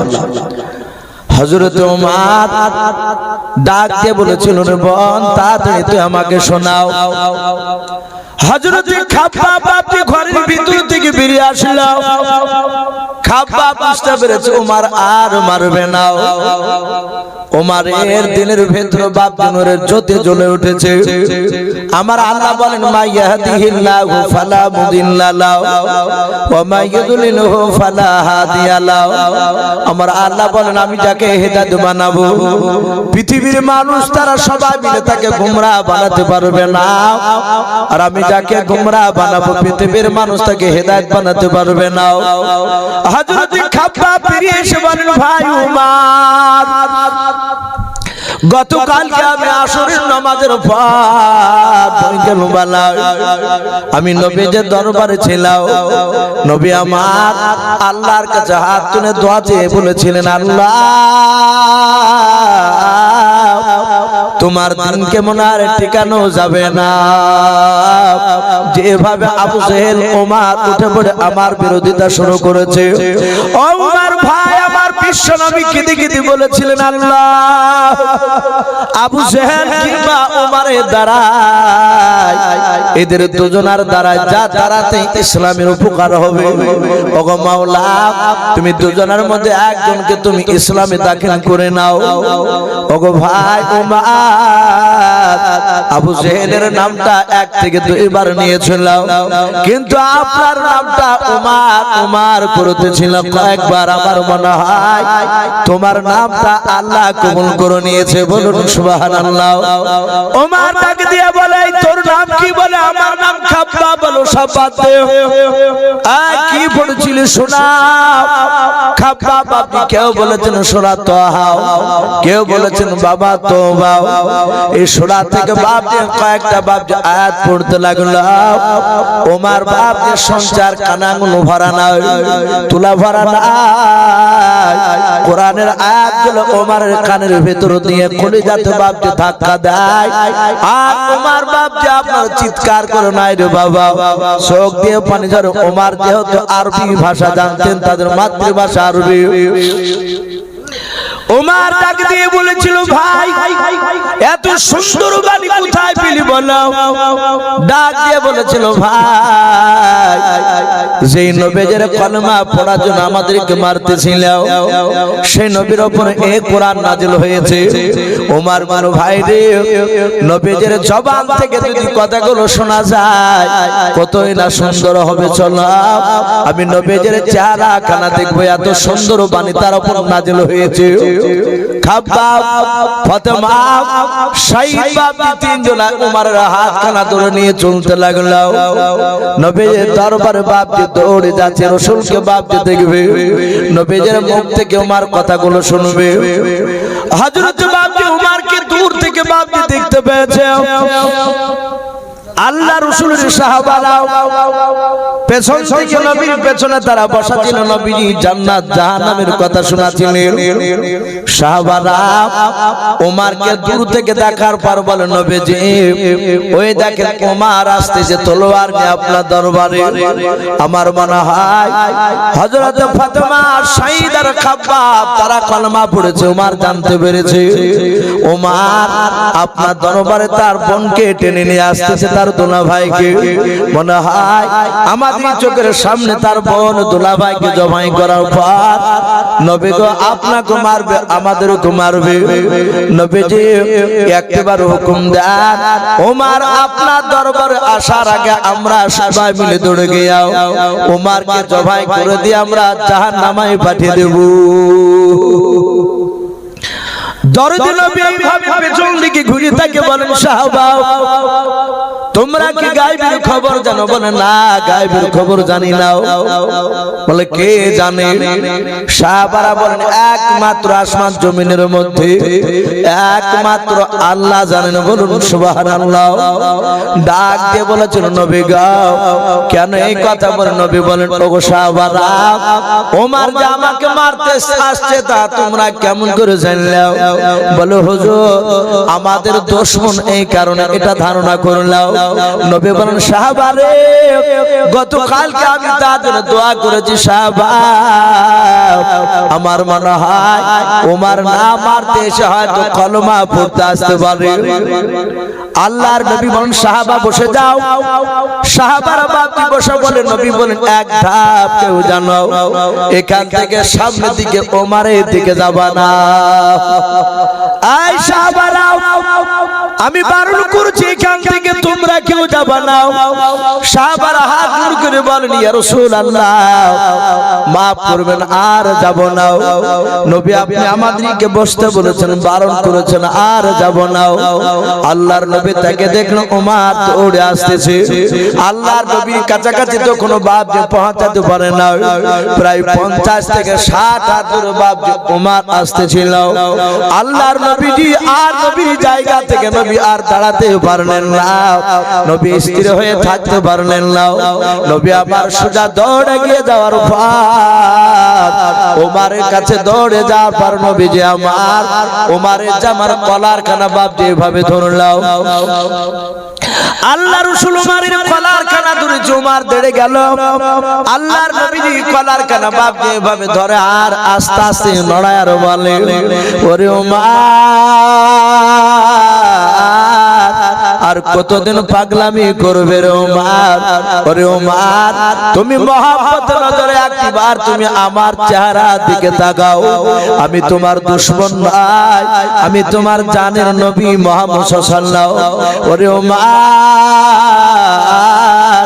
অনেক পাগলামি করেছে আর পাগলামি করো না রে ওমর আল্লাহর নবী কলার কানা ধরে কাঁদছেন ওমরকে বলেন হযরত ওমর বিশ্ব নবীজির মধুর সুন্দর বাবা আল্লাহ রাসূলের কান্না শুনে বাপ ওমর আর থামতে পারলো না ওমর হাওমা করে বাপ কাঁদতে লাগলো একভাবে নবীর চেহারার দিকে চেয়ে আছে আল্লাহর নবীজি ওমরের কলার কানা ধরে পেছন দিকে এইভাবে করে নবীর সাহাবাদের দিকে লক্ষ্য করে বলেন ওরে ওমর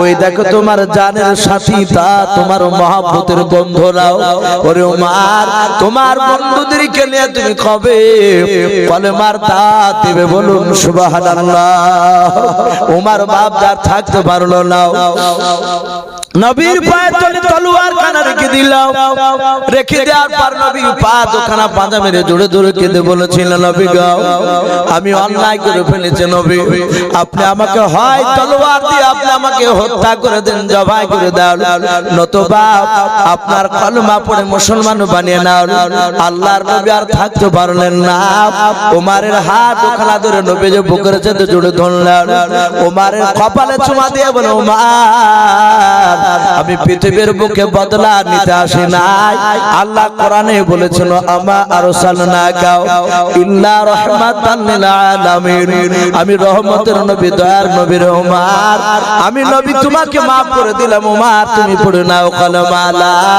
ইলাহা বাপজি লজ্জা করবেন একটু মহব্বতে পড়ে লা ইলাহা ইল্লাল্লাহ লা ইলাহা ইল্লাল্লাহ লা ইলাহা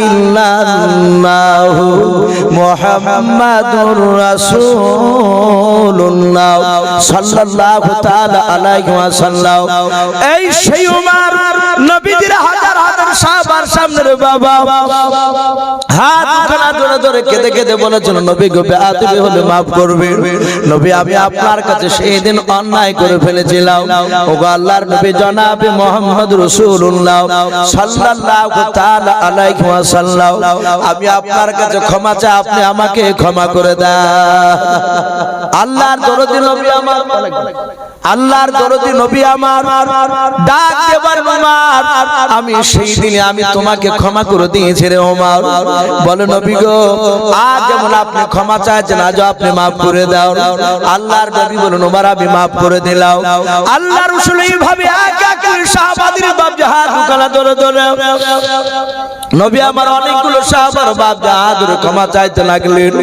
আবু বকর সিদ্দিক রাদিয়াল্লাহু তাআলা আনহু তিনি মনে মনে চিন্তা করলেন হাজার হাজার সাহাবার কাছে এইভাবে নবী ক্ষমা চাইতে গেলেন এটা নবীজি ক্ষমা চাইছে বটে, কিন্তু আমাদের সবারই নবীর কাছে বেয়াদবি করা হচ্ছে।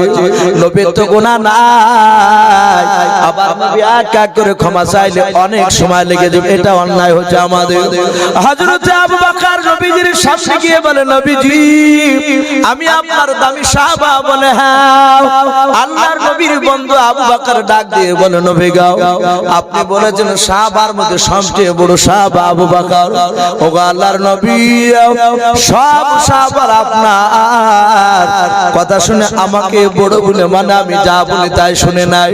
ওগো আল্লাহর নবী, যে আপনি এক এক করে প্রতিটা সাহাবার কাছে আপনি ক্ষমা চাইবেন না। ওগো আল্লাহর নবী শুনে না, সব সাহাবার পক্ষ থেকে শুনে না, আমি পয়গম্বর রাসূলের বন্ধু আবু বকর। ওগো আল্লাহর নবীজি, সবারই তরফ থেকে আমি আপনাকে মাফ করে দিলাম। বলুন সুবহানাল্লাহ। হযরত আবু বকর দেখলেন নবী এক এক করে মাপ চাইছে। ভাই চায়ের কেটলি চা দিল না, দিল না আপনাকে? যাক ভাই, কমিটি ভাইকে বলবো ভাই এক কাপ করে যদি এদেরকে চা দিতেন, যেহেতু রাত্রি অনেক হয়ে গেছে, এক কাপ চা যদি করে দিতেন, বিস্কুট লাগবে না, তাহলে একটু ভালো হতো। তো ভাই আমি বলছিলাম, হযরতে আবু বকর বলে, নবী এক এক করে সবারই কাছে ক্ষমা চাইবেন। আমি আবু বকর সব সাহাবার পক্ষ থেকে আমি আপনাকে মাফ করে দিচ্ছি। নবী মাফ করে দিলাম, একটা সাহাবাও প্রতিবাদ করবে না। যাহাতে বাপজি মাফ করে দিলাম বলেছে, সঙ্গে সঙ্গে বাপজি আপনার রাসূল বলে, লোক আবু বকর। রাসূল হাসছে, সবারই কাছে ক্ষমা চাইতে হলো না। আবু বকর সবারই দায়িত্ব নিয়ে মাফ করে দিল। আমার বিশ্বনবী রহমতের নবী বললেন, আমি আবু বকর সবাইকে মাফ করে দিলাম। যাহাতে বাবা সবাইকে মাফ করে দিলাম বললেন নবী আমার, আর ওই হাজার হাজার সাহাবার মধ্যে থেকে বাবা একজন সাহাবা হাত উঁচু করে দাঁড়িয়ে বলেছিল, নবী গো সব সাহাবারা আবু বকরকে দায়িত্ব দিতে পারে মাফ করার জন্য।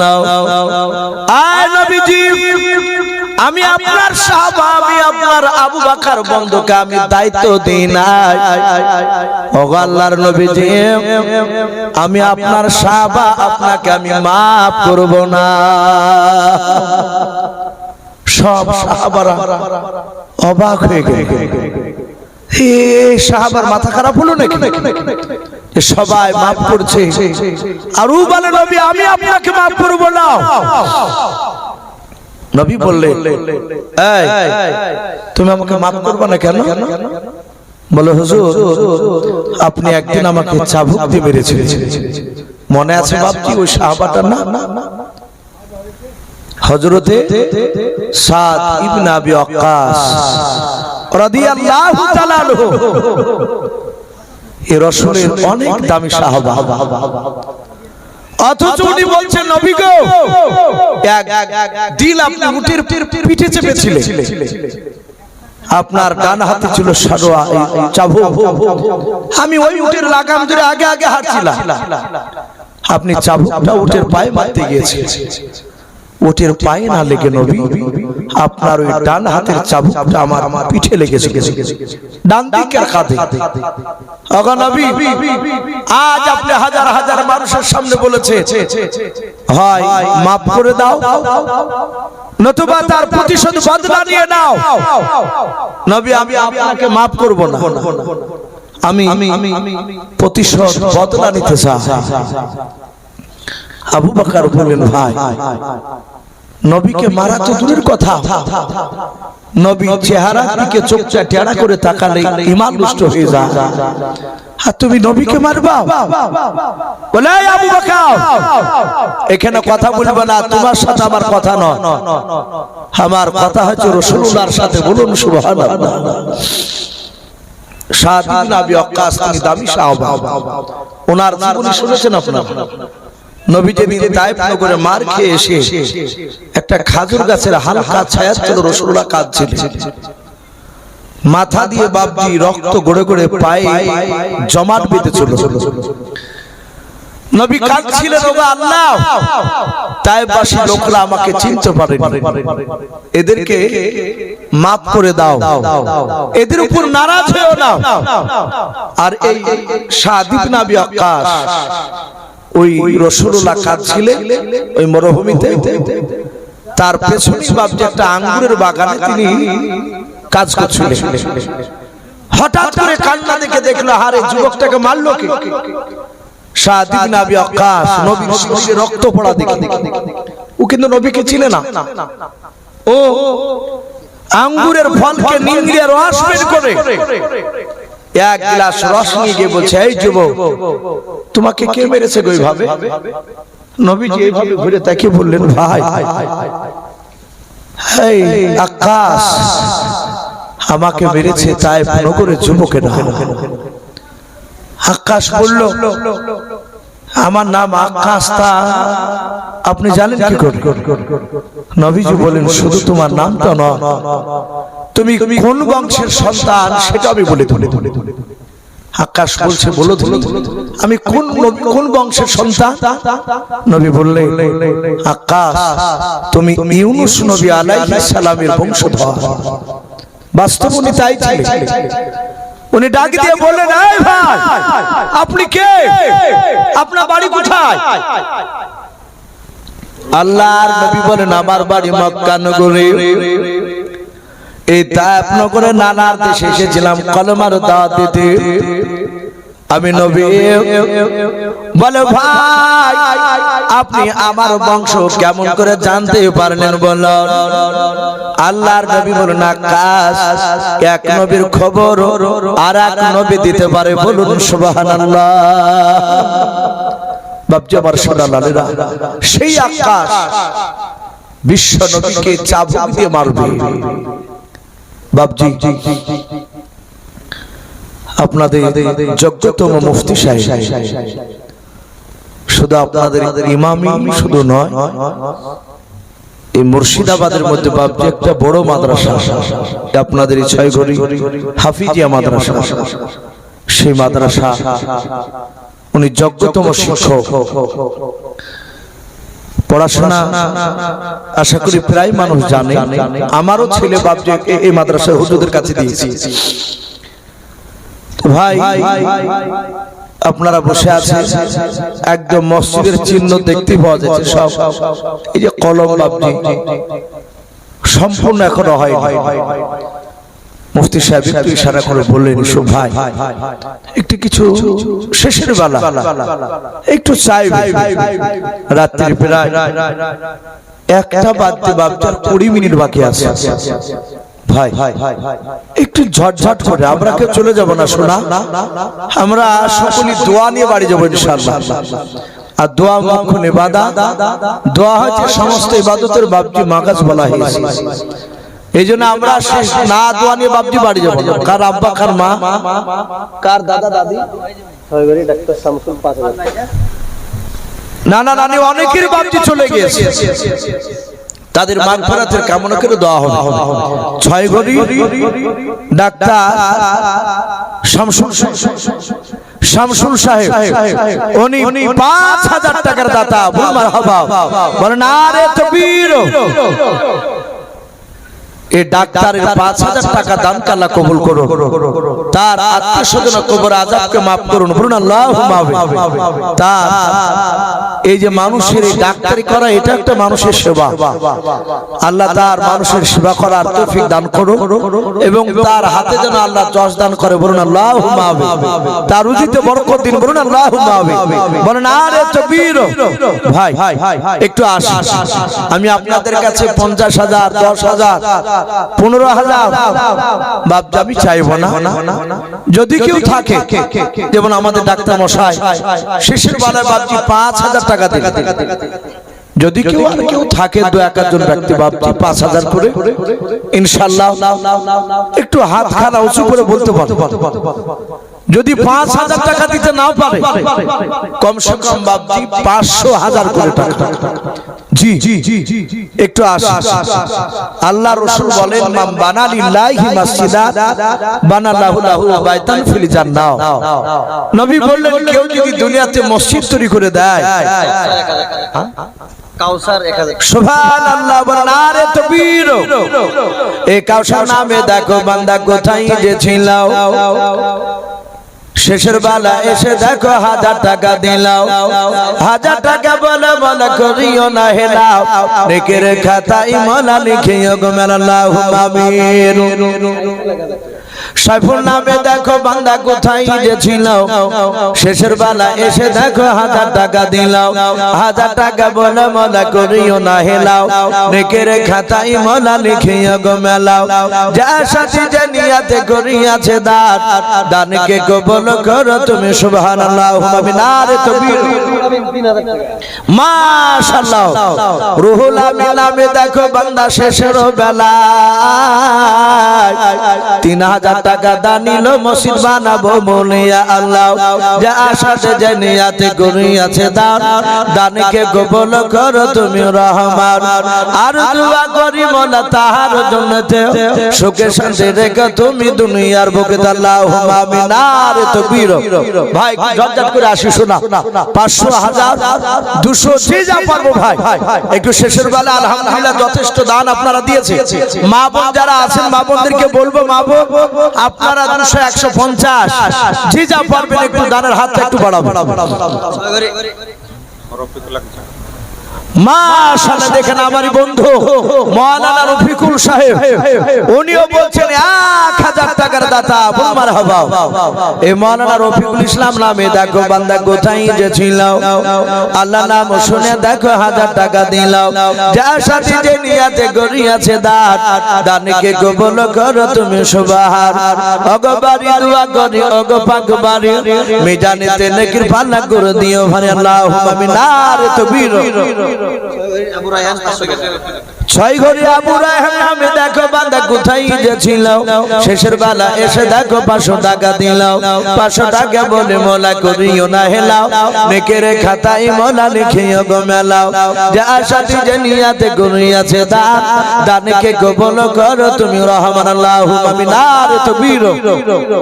আবু 500 টাকা 6 ঘড়ি পশ্চিম পাড়া থেকে হাবু সাহেব উনিও 500 টাকার দাতা বল মারহাবা। এ হাবু শেখ নামে দেখো বান্দা কোথায় যে ছিল শেষের বেলা এসে দেখো 500 টাকা দিলাও 500 টাকা বলে মোলা করিও না হেলাও নেকের খাতায় মোলা লিখিও গো মেলাও ওগো বাড়ি দোয়া করি ওগো পাক রব্বানা জান্নাতে খেলায়ও তুমি আঙ্গুর বেদন আল্লাহু আমিন। ভাই একটু তাড়াতাড়ি আসেন। আজ নবী গো আমার গড়ায়া সংসার হিজরত করিলেন সোনার মদিনায় আজ নবী গো আমার গড়ায়া সংসার শুয়ে আছেন সোনার মদিনায়। মাশাআল্লাহ। এই 6 ঘড়ি এরশাদ আলী বান্দা দেখো কোথায় যে ছিল শেষের বেলা এসে দেখো 1000 টাকা দিলাও যার সাথে যে নিয়ত করিয়াছে দান দানকে কবুল করো তুমি সুবহানাল্লাহু আমিন। সিরাজুল নামে দেখো শেষের বেলায় 500 টাকা দান দিল মালা মসজিদ বানাবো বলিয়াও যার সাথে যে নিয়তে সিরাজুল সাহেব 500 টাকা করিয়াছে দান দানকে কবুল করো তুমি সুবহান। ওগো বাড়ি দোয়া করি ওগো পাক বাড়ি মিজানেতে নেকির পাল্লা করে দিও ভাই আল্লাহু আমিন। 5000 টাকা মাশাআল্লাহ। নবী সুন্দর নামে দেখো বান্দা কোথায় যে ছিল কমিটির মধ্যে থেকে এসে দেখো 5000 টাকা দিলাও যার সাথে যে নিয়তে 5000 টাকা করিয়েছে দান দানকে কবুল করো তুমি সুবহান। ওগো বাড়ি দোয়া করি ওগো পাক রব্বানা জান্নাতে খেলায়ও তুমি আঙ্গুর বেদন আল্লাহু আমিন। নারে তাকবীর। ভাই তাড়াতাড়ি আসো ভাই ইনশাআল্লাহ দোয়া হবে একটা বাজতে বাজতে ইনশাআল্লাহ দোয়া হয়ে যাবে তাই দেরি না করে ভাই একটু তাড়াতাড়ি আসে আজ নবী গো আমার গড়ায়া সংসার শুয়ে আছেন সোনার মদিনায় আর নবী উম্মতের মায়ায় এখনো কেঁদে যায় নবী উম্মতের মায়ায় এখনো কেঁদে যায় ওই আশিকের কান্দন বোঝা যায় আজ নবী গো আমার গড়ায়া সংসার শুয়ে আছেন সোনার মদিনায় রোল 500 টাকা আর রোল বেচে লালন 1000 এ বাহার ছেলে রোহন দেখো বান্দা কোথায় যাচ্ছিল শেষের বেলা এসে দেখো 500 টাকা দিল 500 টাকা বলে মনে গুনিও না হেলাও নেকের খাতায় মনা লিখিও গো মেলা আল্লাহুম্মা আমিন লালন 1000 টাকা এ লালন শেখের নামে দেখো বান্দা তোমার কোথায় যাচ্ছিল ছিল কি না ছিল দেখো দানে বোঝা গেল যোগ্য বাপের যোগ্য ছেলে মনা লালন শেখ এখানে আসিয়া 1000 টাকা দান দিল মসজিদ বানাবো বলিয়া যা সাথে জানিয়াতে গনিয়াছে দান দানকে কবুল করো তুমি সুবহান আর দোয়া করি বল তাহার জন্য ঈমান আমান রেখে তুমি দুনিয়ার বুকে আল্লাহুম্মা আমিন নারে তাকবীর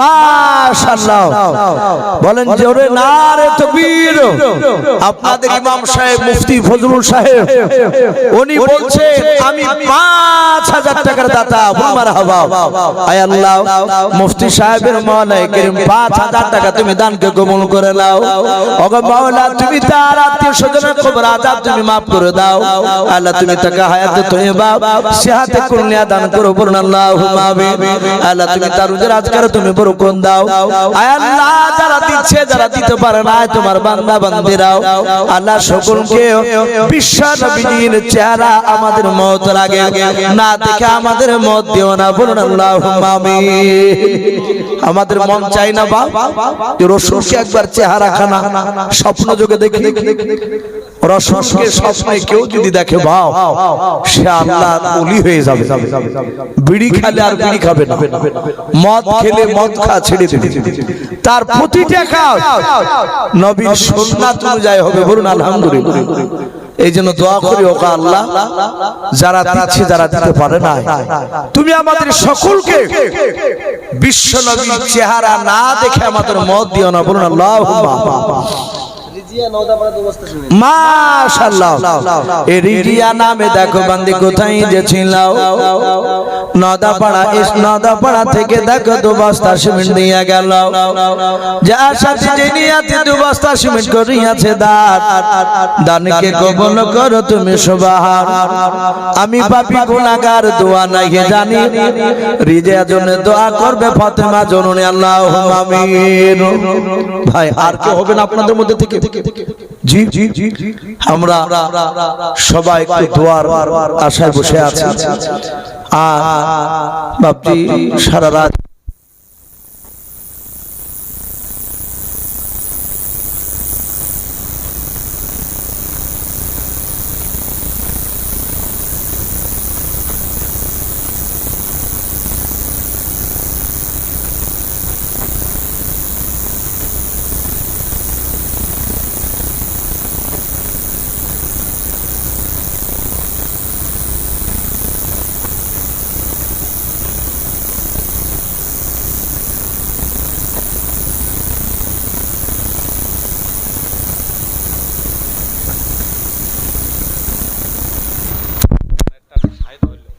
মাশাআল্লাহ বাপজি জয় হোক যথেষ্ট দিয়েছে আমার সিদ্দিক ভাই ওনার ছোট ভাই শামসুল হাফেজ একসঙ্গে বাপজি আমরা আলেম ফাজিল কামিল দিয়েছি সে সূত্রে ওনার ভাই আমার খুব কাছের বন্ধু আর বন্ধুর ভাই মানে বাপজি আমারও ভাই তো যাই উনিও বলছে আপনাদের ইমাম সাহেব মুফতি সাহেবও বলছে আলহামদুলিল্লাহ যথেষ্ট মানুষ দিয়েছে ভাই আমি সেই ঘটনাটা বলতে গিয়ে একটু ছেড়ে দিয়েছি সাদ ইবনে আবি ওয়াক্কাস নবীকে মারার অভিনয় করেছিল কিন্তু নবীকে বাপজি সে মারে যে নবীর জন্য জীবন দিতে দাঁড়িয়ে যেত আর সে কি মারতে পারে আমার বিশ্ব নবীজির এই ডান দিকের কাঁধে একটা মাহারে নবাত ছিল, ওটাতে বাপজি তিনি চুমা দিয়েছিলেন,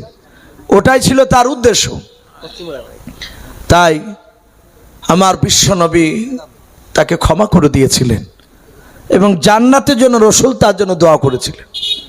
তো ভাই যাই হোক, একজন ব্যক্তি 700 টাকা দিয়েছেন, একজন বেনামিতে 700 টাকা দান করেছেন। আল্লাহ তার দানকে কবুল করুন, বলুন আল্লাহুম্মা আমিন। বাপজি এখনই দোয়া হবে, আমরা সকলে একবার দুরূদ ইব্রাহিম পড়ে নিই। আল্লাহুম্মা সাল্লি আলা মুহাম্মাদি ওয়া আলা আলি মুহাম্মাদ কামা সাল্লাইতা আলা ইব্রাহিম ওয়া আলা আলি ইব্রাহিম ইন্নাকা হামিদুম মাজিদ। আল্লাহুম্মা বারিক আলা মুহাম্মাদি ওয়া আলা আলি মুহাম্মাদ কামা বারাকতা আলা ইব্রাহিম ওয়া আলা আলি ইব্রাহিম ইন্নাকা হামিদুম মাজিদ সাল্লাল্লাহু তাআলা আলাইহি ওয়াসাল্লাম। ভাই আমরা সবাই গুনাহগার, আমরা ছোট্ট একটা তওবার দোয়া পড়ে। তওবা অনেক রকমের আছে, একদম সহজ তওবা পড়ুন। আস্তাগফিরুল্লাহ রাব্বি মিন কুল্লি যামবি ওয়া আতুবু ইলাইহি লা হাওলা ওয়ালা কুওয়াতা ইল্লা বিল্লাহি আলিয়্যিল আযীম। বাবজি যাই হোক, এক্ষুনি দোয়া হবে। আমরা সকলে দোয়াতে তো হাত তুলবই, আমরা আমি যা বলবো ওগুলো তো আশা করি শুনতে পাবে, কিন্তু আপনাদের সকলের মনের খবর তো ভাবছি আমি জানি না। এই জন্য আপনারাও আমার সাথে হাত, আপনারা মনে মনে নিজে নিজে চাইবেন আল্লাহর কাছে। এক দোয়াতে ইমাম সাহেব, পীর সাহেব যেই দোয়া করুক না কেন, তার দোয়াতে উনিও করবেন, আপনারও মনের চাহিদা আপনি চাইবেন। এটা জায়েজ আছে, আল্লাহ কবুল করবেন। আমরা হাত তুলে আল্লাহুম্মা আমিন। আলহামদুলিল্লাহি রাব্বিল আলামিন ওয়া লাকিমাতু লিল মুত্তাকিন ওয়াসসালাতু ওয়াসসালামু আলা রাসূলিল আমিন ওয়াসসালাতু ওয়াসসালামু আলা সাইয়্যিদিল মুরসালিন। ربنا ظلمنا أنفسنا وإن لم تغفر لنا وترحمنا لنكونن من الخاسرين। আয় আল্লাহ, রাত্রি প্রায় 1টা বাজতে চলল মাওলা। আয় আল্লাহ, প্রচন্ড শীতের রাত্রিতে তোমার বান্দা বান্দীদেরকে নিয়ে মাওলা তোমার সেই দরবারে হাত উঠিয়েছে। রব্বুল আলামিন, তুমি দয়া মেহেরবান করে আমাদের সকলের ছোট বড় হাতগুলো আল্লাহ ইমানদার হিসাবে তুমি আমাদের কবুল করে নাও। ওগো রব্বুল আলামিন, আমরা সকলেই গুনাহগার, খাকসার নাদান তোমার বান্দা। দিনের আলো রাত্রি অন্ধকার মাওলা, সগীরা কবিরা জানাওয়া জানাও, ছোট বড় জাহেলি বাতিনি যাবতীয় গুনাহ করে ফেলেছি। আয় আল্লাহ, তুমি আমাদের সকলের জীবনের যাবতীয় গুনাহগুলো আয় আল্লাহ তুমি মাফ করে দাও। আয় আল্লাহ, আজকে পবিত্র জালসার মাহফিল তুমি কবুল করে নাও।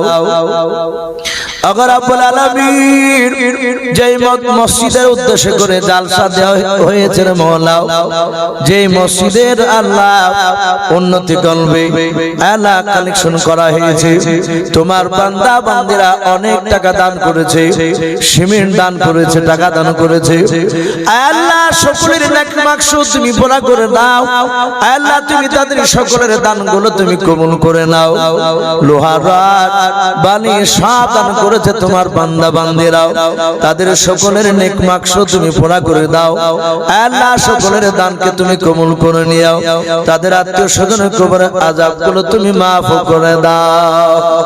আয় আল্লাহ, আয় আল্লাহ, জালসার সভাপতি সাহেবদেরকে তুমি কবুল করে নাও, বক্তা শ্রোতা সকলকে তুমি ইমানদার হিসাবে কবুল করে নাও। আয় আল্লাহ, এই মসজিদের ইমাম সাহেব, মুফতি সাহেব, আল্লাহ তুমি তাকে যোগ্য হিসাবে তুমি কবুল করে নাও। আল্লাহ যে মাদ্রাসা, আল্লাহ হাফিজিয়া মাদ্রাসা রয়েছে মওলাই গ্রামে, আল্লাহ এই হাফিজিয়া মাদ্রাসাকে তুমি কবুল করে নাও। এই মুফতি সাহেবকে তার মাদ্রাসা সঠিকভাবে খিদমত করা তুমি তৌফিক করে দাও। আয় আল্লাহ, দেখো তোমার বান্দারা আমিন আমিন করতেছে মাওলা, তোমার বান্দিনা আমিন আমিন করতেছে, গারাব বানায় মা নাই, দাদা নাই, দাদি নাই, চাচা নাই, চাচি নাই, নানা নাই, নানি নাই। আয় আল্লাহ, তুমি তাদের কবরের আযাব গুলো তুমি মাফ করে দাও। আয় আল্লাহ, এই গ্রামে তুমি রহমত বর্ষণ করো। আয় আল্লাহ, এই গ্রামে তুমি রহমত বর্ষণ করো। এই গ্রামের প্রতিটা বাড়িতে রোজা রাত করে তুমি বরকত দাও। আয় আল্লাহ, গ্রামের বাহির থেকে যারা এখনো বসে আমিন আমিন করেছেন মাওলা, তুমি তাদের বাড়িতে রোজা রাত করে বরকত দাও। আয় আল্লাহ, তুমি তাদের গ্রামে তুমি রহমত বর্ষণ করো। মালিক, তোমার কাছে আখিরি দোয়া করে মাওলা, সারা বিশ্বের মুসলমানদেরকে তুমি হেফাজত করো, খাস করে ভারতবর্ষের মুসলমানদেরকে হেফাজত করো। আয় আল্লাহ, সারা বিশ্বের মসজিদ মাদ্রাসাকে তুমি হেফাজত করো। আয় আল্লাহ, আমাদের ভারতবর্ষের মাদ্রাসা, মসজিদ, গোরস্থান, খানকা, আয় আল্লাহ, মসজিদ সবগুলোকে তুমি হেফাজত করো। আয় আল্লাহ, এই দোয়াটুকু নবীর ওসিলা করে বলি কবুল করে নাও। মওলাকে নিয়ে এখানে অনেক গোলামে কেরাম রয়েছে, হাজী সাহেব রয়েছে, আল্লাহ দাড়ি পাকালা মানুষ রয়েছে, আয় আল্লাহ বাচ্চা ছেলে পর্যন্ত রয়েছে মাওলা। যার হাত ওখানে পছন্দ হবে মাওলা, তার হাতের সঙ্গে আমাদের সকলের হাতগুলো তুমি কবুল করে নাও। আয় আল্লাহ, এই দোয়াটুকু নবীর ওসিলা করে বলি কবুল করে নাও। যত নবীর রাসূল সাল্লাল্লাহু আলাইহি পাঠিয়েছো সকলে আর তুমি পৌঁছিয়ে দাও। সুবহান রাব্বিকা রাব্বিল ইজ্জাতি আম্মা ইয়াসিফুন ওয়া সালামুন আলাল মুরসালিন ওয়ালহামদুলিল্লাহি রাব্বিল আলামিন। আসসালামু আলাইকুম ওয়া রাহমাতুল্লাহি ওয়া বারাকাতুহু।